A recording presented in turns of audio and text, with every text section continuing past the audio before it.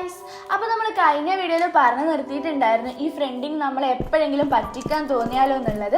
അപ്പോൾ ഈ ഫ്രണ്ട് നമ്മളെ പറ്റിക്കാണോ ഇല്ലയോ എന്ന് നമുക്ക് കണ്ടുപിടിക്കാൻ പറ്റും. അപ്പോൾ അതാണ് ഞാൻ ഇന്നത്തെ ക്ലാസ്സിൽ പറയാൻ പോണത്. നിങ്ങൾക്ക് ഈ സ്ക്രീനിൽ കാണാൻ പറ്റും, അപ് ട്രെൻഡിൽ പോയിക്കൊണ്ടിരിക്കുന്ന ഒരു മാർക്കറ്റിൽ നമുക്ക് ചോദിച്ച് കിട്ടും. അപ്പോൾ നമ്മൾ കോമൺ ആയിട്ട് നമ്മൾ ചിന്തിക്കും അത് ഓപ്പോസിറ്റ് ഡയറക്ഷനിലേക്കാണ് പോവാന്നുള്ളത്. ബട്ട് അത് ഓപ്പോസിറ്റ് ഡയറക്ഷനിലോട്ട് പോവാതെ വീണ്ടും അപ് ട്രെൻഡിൽ തന്നെ അത് കണ്ടിന്യൂ ചെയ്യും. അതുപോലെ തന്നെ ബാരിഷ് മാർക്കറ്റിൽ ഡൗൺ ട്രെൻഡിൽ പോകുന്ന ഒരു മാർക്കറ്റിൽ അത് നമുക്ക് അവിടെ ഒരു ചോയ്സ് ഐഡന്റിഫൈ ചെയ്യാൻ പറ്റും. അപ്പോൾ നമ്മൾ ചിന്തിക്കും അത് അപ് ട്രെൻഡിലോട്ട് പോകുന്നു, ഇല്ല അത് കണ്ടിന്യൂസ് ആയിട്ട് ഡൗൺ ട്രെൻഡിലോട്ട് തന്നെ പോകും. അപ്പൊ ഇതിനെയാണ് നമ്മൾ ഇൻഡ്യൂസ്മെന്റ് എന്ന് പറയുന്നത്. അപ്പൊ ഫസ്റ്റ് വീഡിയോയിൽ നമ്മൾ പറഞ്ഞിരുന്നു ഈ സ്മാർട്ട് മണി എന്ന് പറയുന്നത് ഒരു ലിക്വിഡിറ്റി ബേസ് ചെയ്തിട്ട് ചെയ്യുന്ന ട്രേഡ് ആണെന്നുള്ളത്. അപ്പൊ മാർക്കറ്റിൽ ഇങ്ങനെ ലിക്വിഡിറ്റി ക്രിയേറ്റ് ചെയ്യുന്നതിനെയാണ് നമ്മൾ ഇൻഡ്യൂസ്മെന്റ് എന്ന് പറയുന്നത്.